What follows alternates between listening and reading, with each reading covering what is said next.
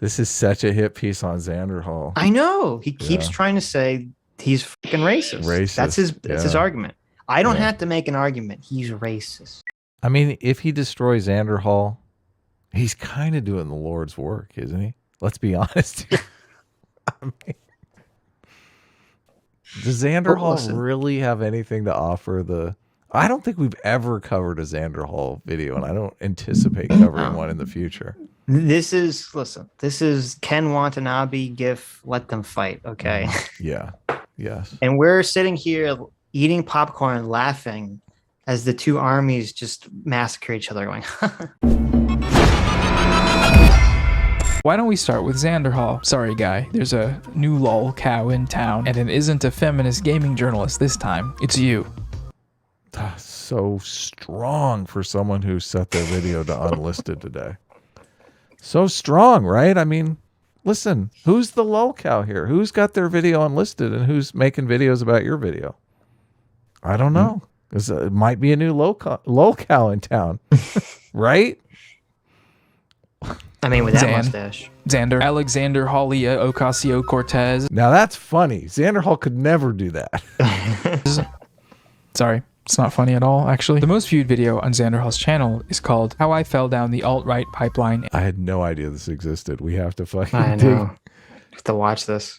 Xanderhall was Faraday Speaks before Faraday Speaks. Yes. This is a well-worn path. And escaped. It's from December of 2019. We've seen this story before, but basically, he got into some Pepe shenanigans with his gamer friends and was eventually pulled out of it. The thing that pulled him out, in his case, was Destiny's debate with JonTron, where Destiny ended Nazism once and for all, or something like that. I don't know, I didn't watch it. He concludes this 48-minute video with what he sees as the most important. I know it's like a joke, but it's funny because the whole Destiny to JonTron debate is one of the most commonly cited, I almost fell down the alt-right rabbit hole like things. They're just copying each other, Sitch. Don't you understand? It's like but fall for this. I can say it.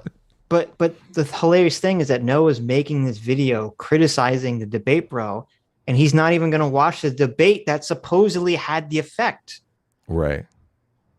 Maybe he didn't watch that. He just said he didn't watch it. I watched it when it happened. I mean, I remember all that. It's crazy. Yeah. It's a good watch. And very controversial. He does this.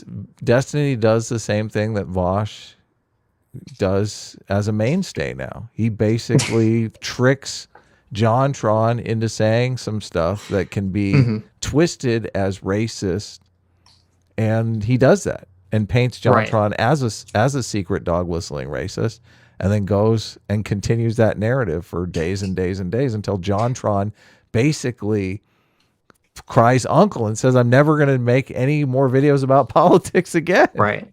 Well, I think JonTron's problem was that he's a normie when it comes to politics. Yes. And he had vague political positions that he hadn't really thought about in these intense debate ways that you think when you're going to go into debate.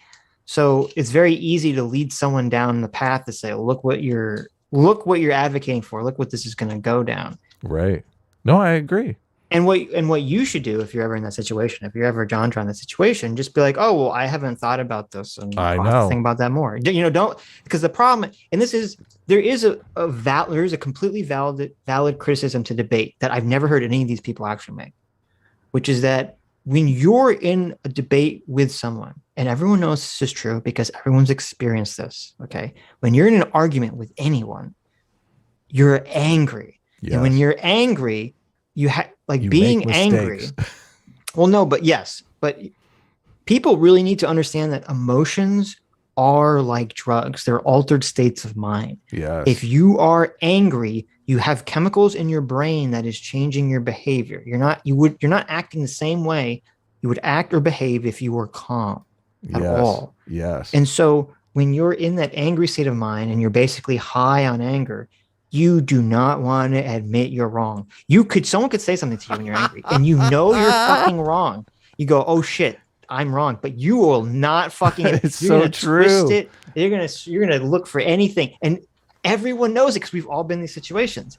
And part of the actual problems with debates is that you get angry and you get in this debate mode and you just are not, you don't want to admit you're wrong, and you will just twist and twist and twist. And so if you have a position that you haven't really thought out, someone, as you were saying, can lead you down the path of like, well, this is where you're advocating for. And if you're too angry in debate mode, you're not going to just say, oh, maybe I need to rethink this position. No, you're gonna double down on it, and the next thing you know, Destiny's gonna be on a stream telling everyone how you're a secret Nazi. Right. But that is so, I mean, the character assassination is such a problem in these debate settings. I mean, that's the whole point of these debate settings. And it's completely nefarious. It's completely dishonest. And I fucking hate it. I definitely hate it. Yep. Important aspect of online politics as he moves forward on his journey into leftism. There's one thing above all of this that may be the most important thing, and that's optics. Yeah. You know what's bad optics, Xanderhall, when you've obviously written a script and your eyes keep tracking it on the screen while you're trying to sound sincere, waving your arms around, okay? No one's winning any Academy Awards for this performance. It's so funny. You always notice when people are reading. I never notice when people are reading scripts. Oh my God, it's so bad.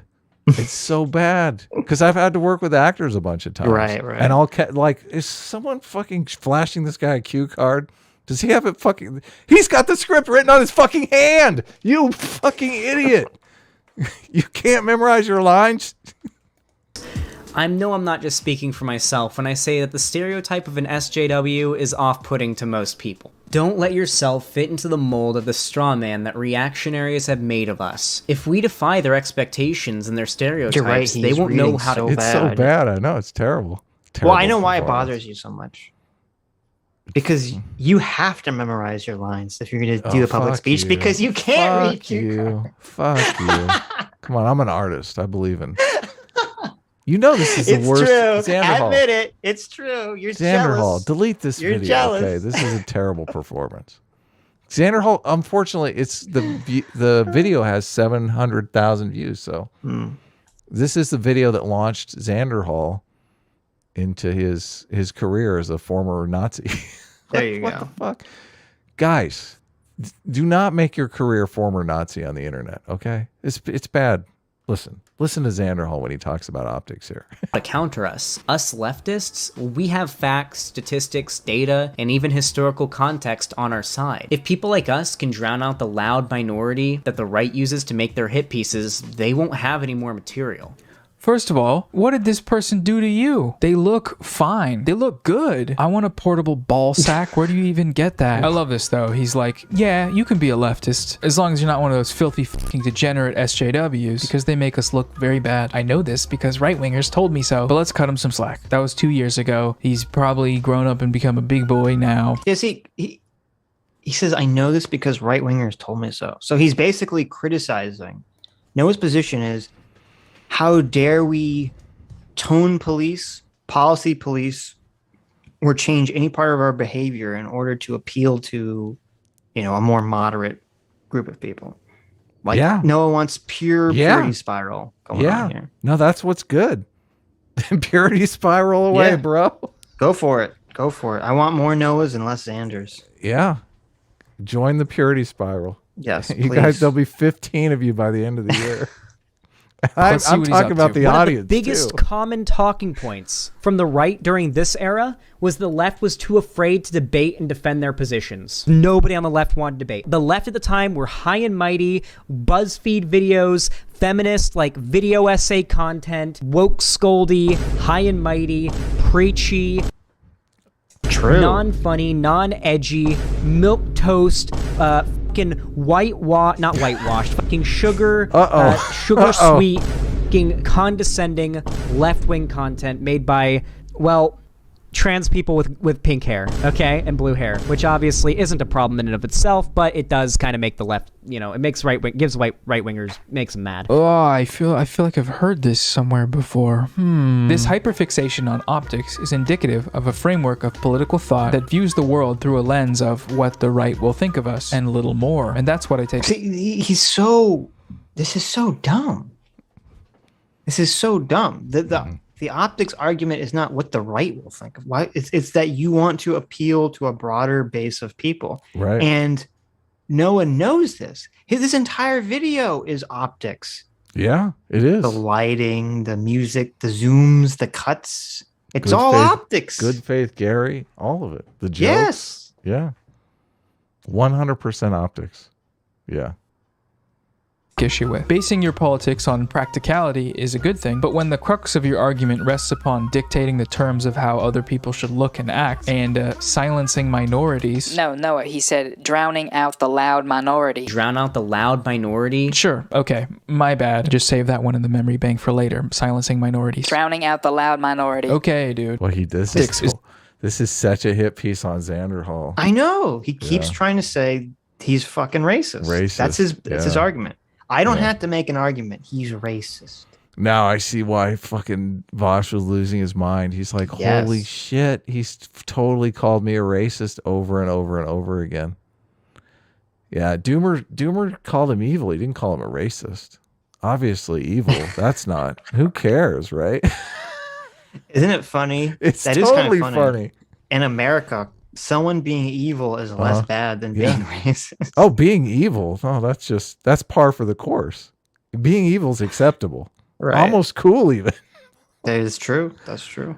Is the crux of the argument. This, to me, is in some ways indistinguishable from just being an anti-SJW person yourself, because it means that your online content Overton window always has to include the Gamergator perspective. And how much leftism can you really be getting done if that's the case? All of this makes a lot more sense when we look at where Xanderhall is getting this whole narrative from. In his video, he starts off by citing another YouTuber whose video's thesis forms the basis of his own, and the channel he cites just so happens to be an actual reactionary YouTuber whose primary content focus is dunking on e-girls and defending Leafy. Oh my god. So what's going on there? This all reminds me of last year when he wouldn't stop saying ableist slurs despite his community's objections to him doing so. Oh no, they attacked him for the R word.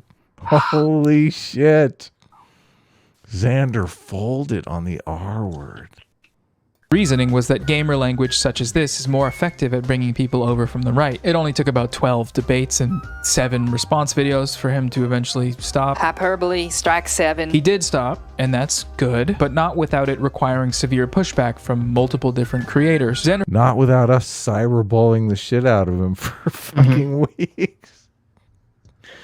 Oh, that's so hilarious. I guess, I mean, look, Noah's got a point. It only took him getting pushback from Vaush once for him to cave on this video. I know. Yeah, exactly. He got cyberbullied into silence. He did.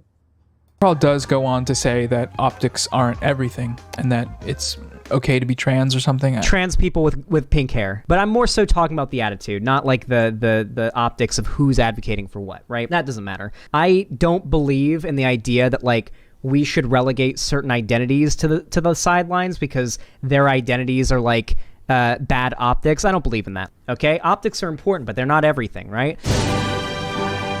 But that was only after the Gamergate tirade spilling out of him. He's not just racist. He's also transphobic. Yeah, no, he's hitting them all. Is he going to go homophobic or does he move on to Vaush before that happens?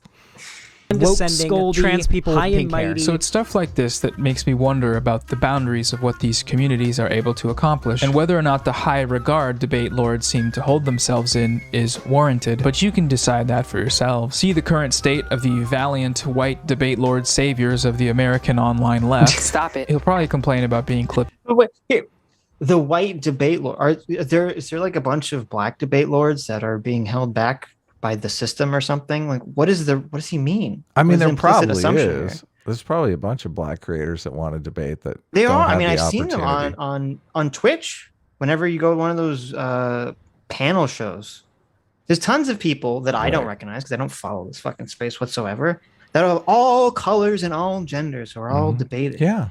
And yet, it's interesting to me that whenever they talk about the debate sphere in a bad way, it's always the focus is on like Vaush and Destiny.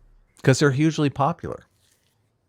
I understand, but so it's just because the popular people are white that the problem? Yeah, that's white supremacy. You know this. I mean, Sitch, you've read the CRT literature. Like, you know this. Like, why isn't he going after it? Remember there was that ridiculous drama between Dylan Burns and what's the guy's name? Prima K's? You can't go after everything. There's only so many hours in a day, Sitch. Okay. No, but one like Prima K's host like one of these fucking debate show panels that I've seen a million times. He's black. Why is he not part of the evil debate sphere, the evil white debate sphere? Because he's a creator of color. Oh, okay. Yeah. I guess I just don't understand the rules here. Actually, no, I do understand the You rules. do The know. rules What are, are you talking about? You know the rules are white bad. Yes, Okay. of course. Yeah. Right. Out of context, but I mean the full video's there. It's a full video. You can watch the whole thing. Also, if you do go there, don't say anything mean, please. Just comment Squid Gang with 6 G's. But that's all I really needed to say about that guy. So yeah, on to the important stuff now. Title card right now. I mean, if he destroys Xanderhall, he's kind of doing the Lord's work, isn't he? Let's be honest here. I mean, does Xanderhall really have anything to offer I don't think we've ever covered a Xanderhall video, and I don't anticipate covering one in the future. This is Ken Watanabe gif, let them fight, okay? Yeah. Yes. And we're sitting here eating popcorn, laughing as the two armies just massacre each other, going, Xanderhall's never reached out to us to debate us on anything. No. Well, we're nobody. What do we care? Well, I mean, he's really nobody too. I think, don't nobodies generally debate? I think they do. We might even be a slightly above him in the nobody department. There you go. So, well, we're not debate bros though. We just have people on and debate at them sometimes. we had Jangles on. That was fun. That's we've had Lance on. sure. We hosted Sargon versus Vaush, which That's right. hugely increased Vaush's status. So Yeah, unfortunately. I mean, he's paid us back That's true. That's true. He's given us a wealth of content. in a lot of interesting content. That's true. That's a good point. Yeah. Hi, you just listened to a clip from the Sitch and Adams show. If you like what you heard, you can listen to our live show right here on this channel on Sunday, starting at 1 p.m. Pacific, 4 p.m. Eastern. And if you want, you can super chat us. We read $20 and up super chats on the show and then do a follow-up stream on the following Tuesday where we read the rest of the unread super chats and interact with fans of the show. Subscribe to this channel right here to listen to the live show or to listen to more of our awesome clips.